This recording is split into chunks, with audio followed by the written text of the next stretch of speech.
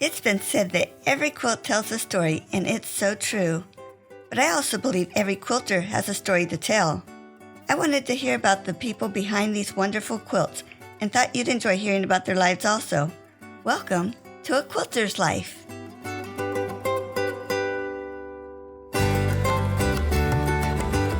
I'm very excited to bring this episode to you for several reasons. One is that this is the 100th episode of A Quilter's Life. We've been able to reach this milestone because of you listening and because of all the wonderful quilters that agreed to be interviewed. Each episode has been wonderful. I'm so happy that Lura Wilcoxen is my guest on this episode. Lura is local to where I live, and although we live in a relatively small community, I never would have met her if it wasn't for A Quilter's Life.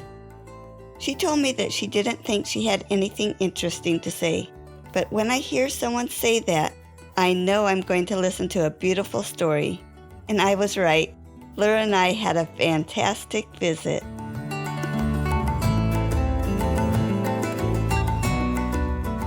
Lura, thanks so much for having me today and being on A Quilter's Life.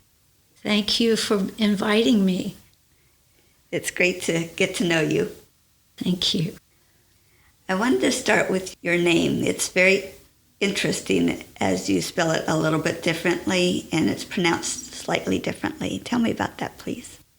It's my grandmother's name, my maternal grandmother, because my middle name is my paternal grandmother's name. So my full name is Lura Bernice, and I'm very proud to have her name.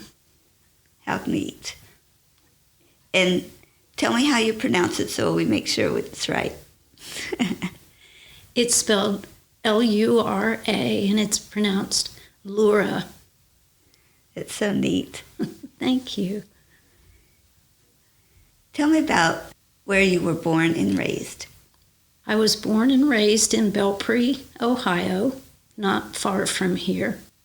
And I lived there most of my life up until high school. And my family moved to a little town called Little Hocking, which is right outside of Belpre. And I finished high school there.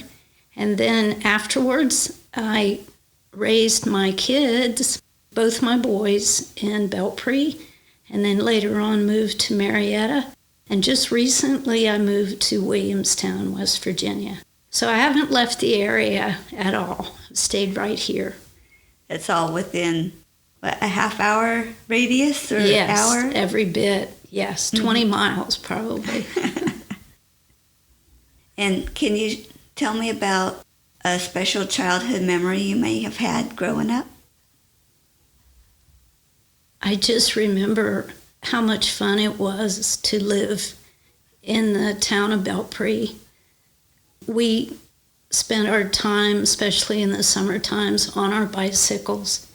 And we would get up in the morning and eat breakfast and get on our bikes and ride all day long until time to come in at supper time. And it was a small enough town that we could just ride. It was very safe. All the other parents watched out for the children, and it was a wonderful place to grow up. And I still have friends who live in the area that I started first grade with, and we keep in touch. Wow. How neat is that? It is neat. Tell me about your employment. I have always been in education in one form or another. I started working as a library assistant at Washington State Community College in Marietta. And while I was there working, I decided to start taking a few classes. Found out I loved it and I wanted to continue. So I finished my associate's degree there and went on to Ohio Valley University. It was Ohio Valley College at the time, and finished my bachelor's there in business. And while I was finishing my bachelor's, I started teaching part-time in the night school at Washington State. So once I got my bachelor's, I taught more classes. I was hoping to get on full time, but that wasn't possible. So I just taught for a number of years in the night school. Which school was that you taught at? I taught at Washington State. And then later on, I left Washington State and went to OVU and worked there in financial aid and student services. And I was there for almost 9 years. So I've always been in education somehow. I love it. How did it feel to retire? I retired because a dear family member was diagnosed with cancer, brain cancer, and I wanted to be able to be there for him. So I retired, and after he passed, I realized I wasn't ready to retire. So I went back to OVU for a short time, and then I just started working part-time at part-time jobs, and I also substitute taught for Marietta City Schools for a while. But eventually I just decided I was ready to take up other hobbies, one of which was quilting. Besides quilting, what other crafts do you do or have you done? Well, my grandmother, who I was named for, taught me to embroider. So I embroidered quite a lot. And then a close friend taught me to crochet, and I loved that. And let's see, I do puzzles, jigsaw puzzles. I'm addicted. And lately, I've taken up sand casting, and that is molding a concrete mixture to natural leaves like elephant ear leaves or rhubarb, larger leaves. And I love doing that. And I make them for friends. I make them as gifts. Haven't ever sold any, just usually give them away. Mm-hmm. But it's lots of fun. And you mentioned painting them? Yes. You make a mound of sand, like any kind of sand, and you cover that mound with plastic wrap. And then you lay the leaf face down on the plastic wrap. And on the back of the leaf, you form the concrete mold. It's a vinyl concrete mixture that you mix up. It has a consistency of brownie batter. And you put it on in small batches onto the back of the leaf because that's where all the veining is. And you leave it to cure for 2 to 3 days. And then you turn it over and peel off the leaf. And it leaves all of the deep veins and all of the detail of the front of the leaf in the concrete. They're just beautiful. And then I paint them. I'm not a painter by any means, so I try to work from pictures and try to get the colors just right. But I have friends who do the same thing, and they like using bright, bold, not natural greens, not the natural colors. And they're beautiful either way. So I do my best. They sound so cool. They are. Any other hobbies? I love to walk and ride my bicycle, and I love to garden. I have lots of flower gardens in my yard, so I'm always digging in the dirt, and I love to do that. And do you have a favorite flower or just depends on the year? I like everything. I like all the seasons, so I try to do as much as I can outside, no matter which season it is. Have fun. Yeah, it is. Now, you mentioned your grandmother taught you to embroider. Did she teach you to quilt, or how did you start quilting? No, but when she passed, she left me some quilt blocks that she had embroidered. And each one is a different color. They're large 18 by 18 blocks. And the picture she embroidered is a lilac blossom with a butterfly. So I kept them for years, and I always promised myself, when I retire, I'm going to learn how to quilt, and I'm going to put them in a quilt. So that was my very first quilt I ever did.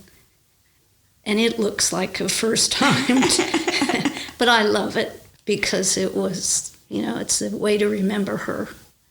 Yeah. So I take it you still have that quilt. I do. It's hanging in my quilt room up on a quilt rack so I can see it every time I go in. Nice. But then later on, I actually took classes so I could do it the right way. And it's much easier now that I did that. I'm always curious. So before the class, what kind of seam did you use? Did you know to use a 1/4 inch, or did you use goodness, no. I didn't know anything. I had sewn as a teenager and tried to make my own clothes for a while. So I was familiar with my sewing machine, but no, I didn't know that you had to use a 1/4 inch seam. Yeah. And so it's much easier now. Uh-huh.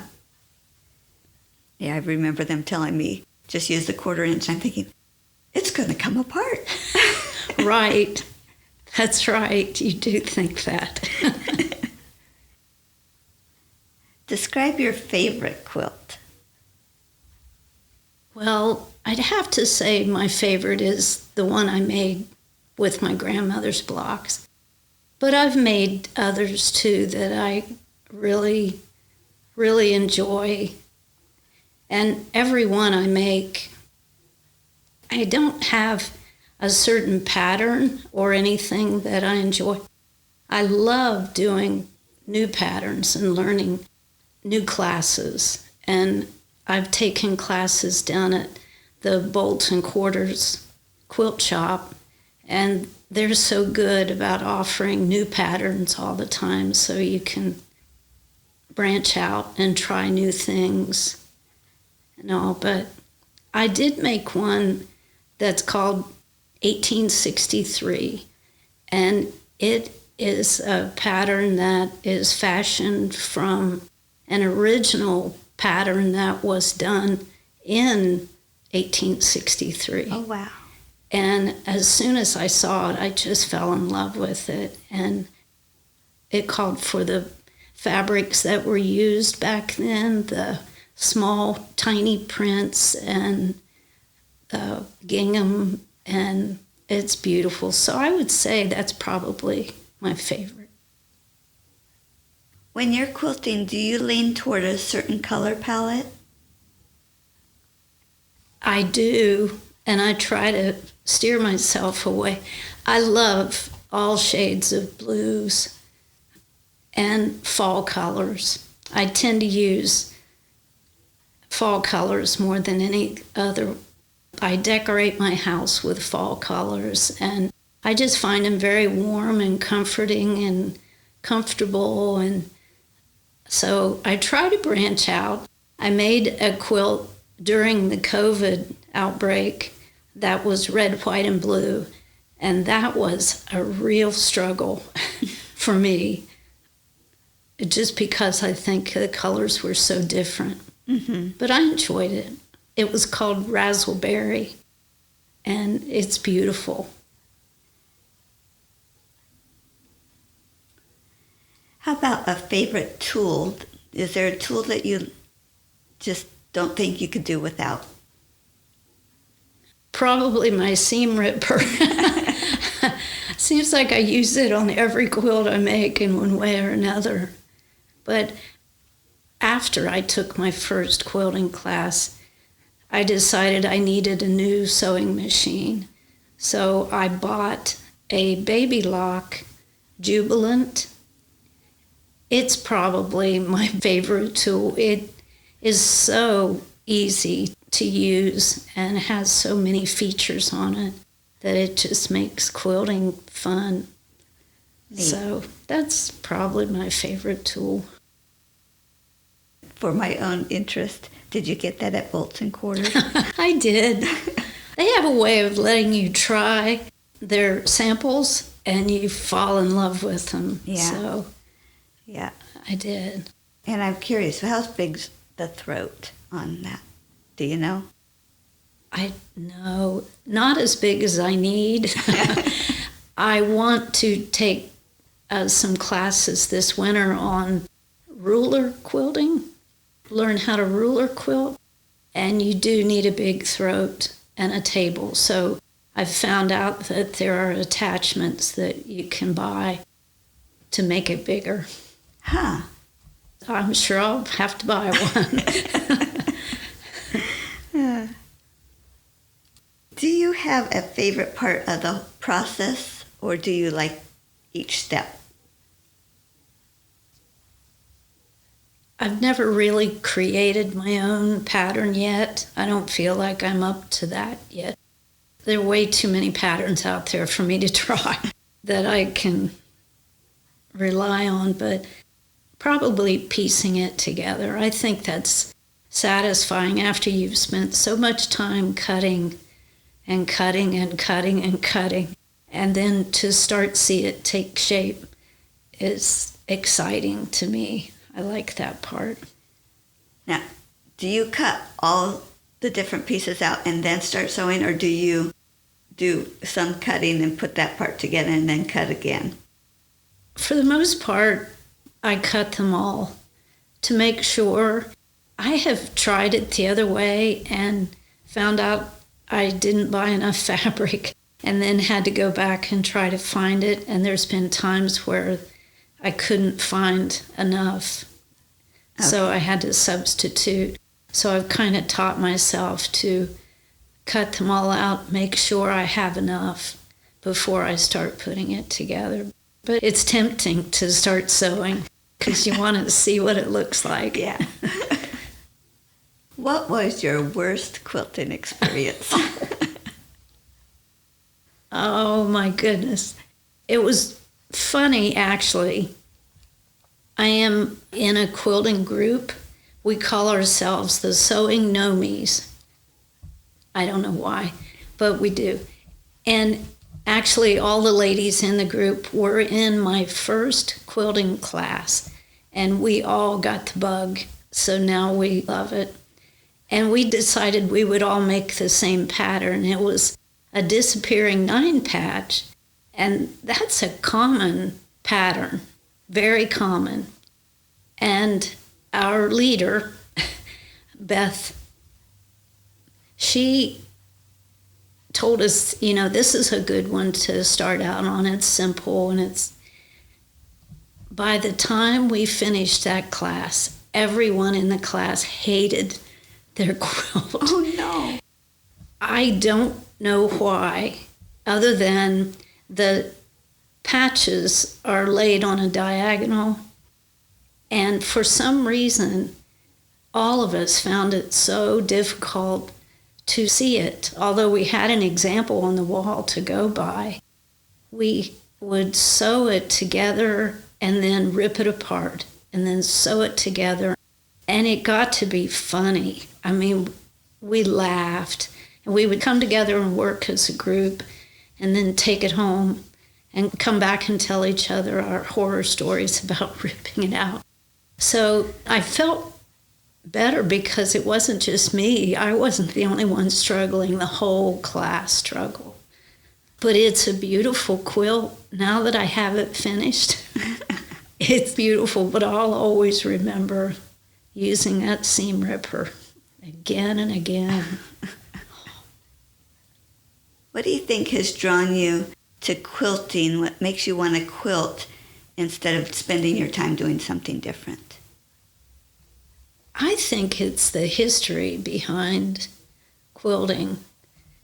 I've read a lot of books about how quilting was first done, and I'm amazed to think about our pioneer ladies who had nothing to use but feed sacks and rags and whatever they were able to come up with, to be able to hand piece a quilt and make them large enough, to wrap your children in the cold winters. And I just find it fascinating. I have a quilt pattern that I want to do. I've had it for years. It's in a book form, and it's called the Underground Quilt. And I will do that someday. But the book actually comes with a video. It tells the story of the underground quilt, and each block tells a different story according to the Underground Railroad. And I just love reading that book, and I love the story. And the area that I live in is part of the Underground Railroad. We were in the free part, Ohio. Crossing the Ohio River meant freedom to the slaves. So I love the history of this area, and a lot of it has to do with the Underground Railroad. So I think that's my next big project, and it will take a long time to do. Mm-hmm. But I'm looking forward to it. Neat. Who do you usually make your quilts for? Well, up until recently, I would make them and give them away for different reasons.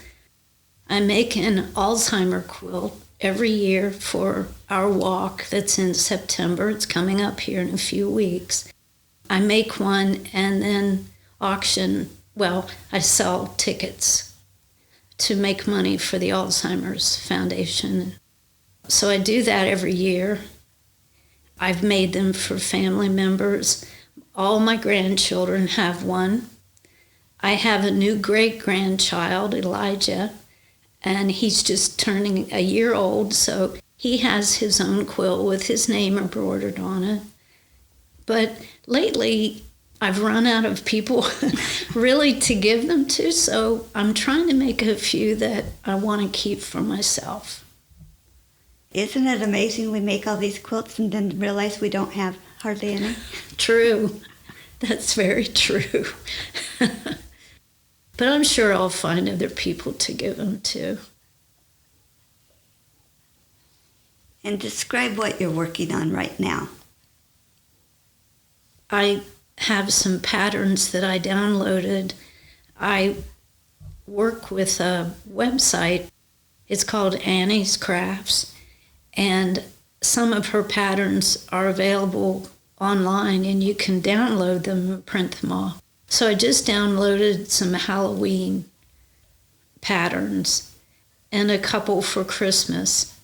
So hopefully I'll get to start on them soon and get them completed before Halloween, which is coming up quickly. Yeah. But I just finished one behind you. My oldest son is a beekeeper, and he has quite a few beehives, and I've read a lot about it, and it's fascinating. So I just finished my bee quilt. That's so neat. And the quilting on it, I see bees and flowers too. Yes. Did you do that on your domestic machine? No, I didn't. I actually had a friend quilt it for me. She has a long arm machine, which I'd love to own, but it's a little pricey for me. So when I want them to look really well done, I give it to her, and she does a fabulous job. Yes, she does. She always picks a pattern. I never have to tell her or suggest anything. She knows just from the fabrics I use which pattern to use. And the bees that she used, the honey bees, are cute. I just love it. And the fabrics you chose on there go so well together. That's great. Thank you. I thought so too. And they're fall colors once again, so that's a keeper. I'm going to keep that one. Share a quilting tip with me. You know, it's funny. I think every pattern I make, I learn something new.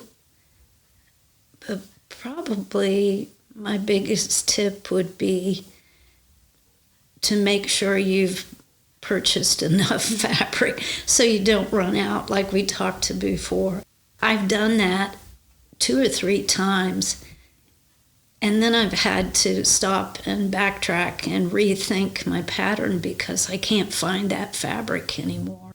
So probably just cut all your pieces out first, I would say, before you start sewing.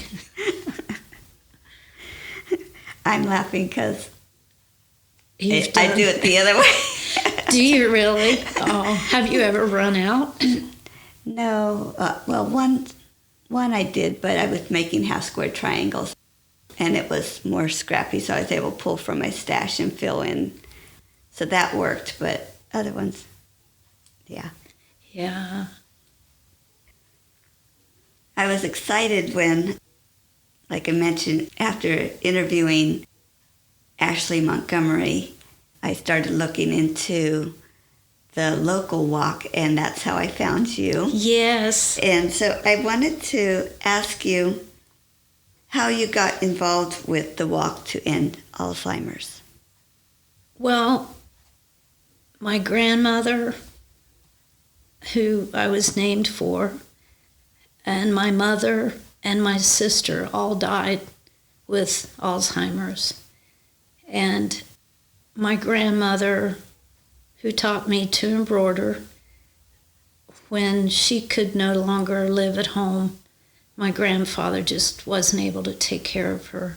She moved in with us, and I watched my mom take care of her, and it made a lasting impression on me. So I started doing research. I wrote a number of papers while I was in college on Alzheimer's and found that it tends to run on the female side of the family. And then watching my mom, and I took care of her until she passed away. And then I was with my sister when she passed. So it's just something that I feel like I need to dedicate my time and effort to find a cure. I think we're so close now that maybe in my lifetime we'll have a survivor, I hope. Every year we do a survivor tree or something to bring about the idea that we're that close. We're that close to finding a cure, or even being able to slow it down until a cure is found. So I just feel that it's a worthy cause, and it's something I want to spend my time doing. So I've helped with a number of walks in the years past. And I'm so glad you're on my team this year. It's wonderful. Oh, that was exciting. Funny how it came about, but I think it was exciting. meant to be. Yeah. I really do. Yeah. And then we found out we were both quilters. Yeah, when I saw sewing nomies, my thought was, well, at least they sew. Maybe we should be called the quilting nomies. I hate for you to change your name. But it was close enough that I contacted you, and it was so exciting to find out, oh, they're quilters. Wow. You did, and I'm so glad you did. I hope some other members in my club can walk this year. Mm-hmm. We didn't get to walk last year because of COVID, so as of right now, we're walking, and it's wonderful. I'm looking forward to it. It's a great day.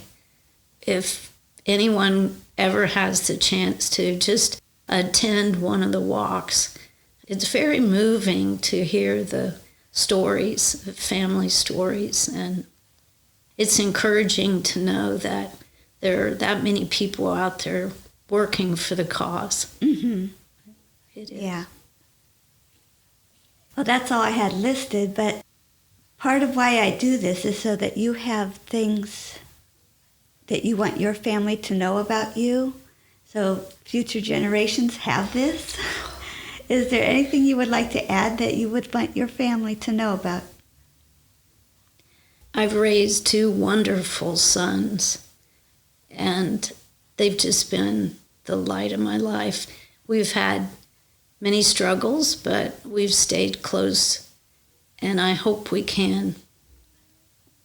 Although we're spread out, I have one son who lives nearby, but my other son is currently living in England right now.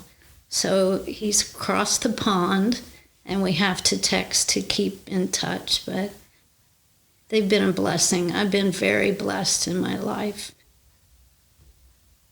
Family means everything. Mm-hmm. So, your son that's over in England, did you get to visit him?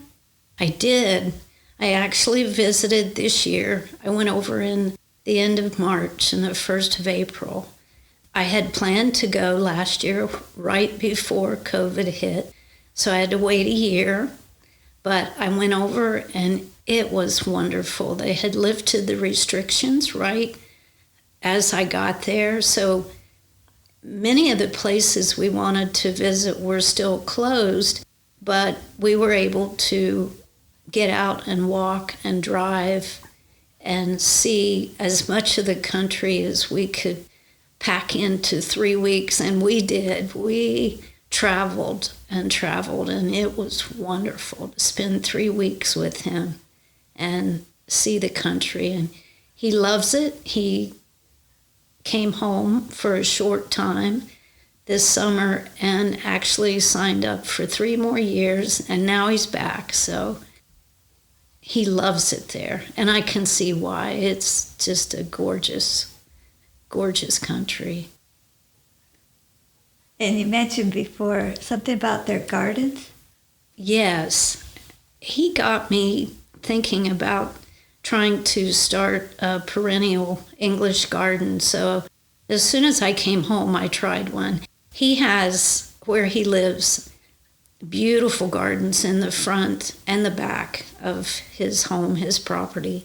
They're walled gardens. Most of the properties have gardens. Their yards aren't nearly as big as ours. They're small.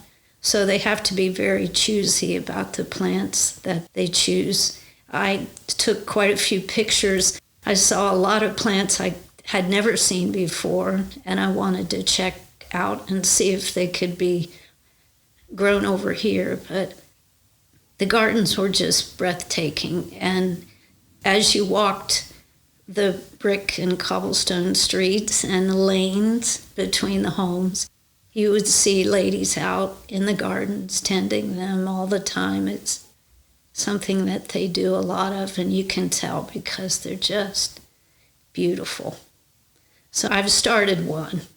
We'll see if it makes it through the winter. I hope so. Oh, that will be so neat. Hope so. Oh, thanks so much. This was so much fun. Thank you. It was fun.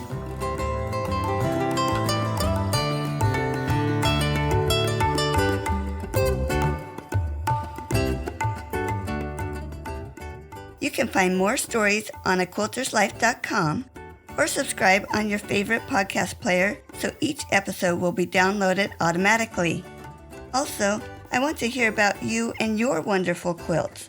Please contact me, Paula Chamberlain, through the website to set up an interview. And as always, thanks for listening.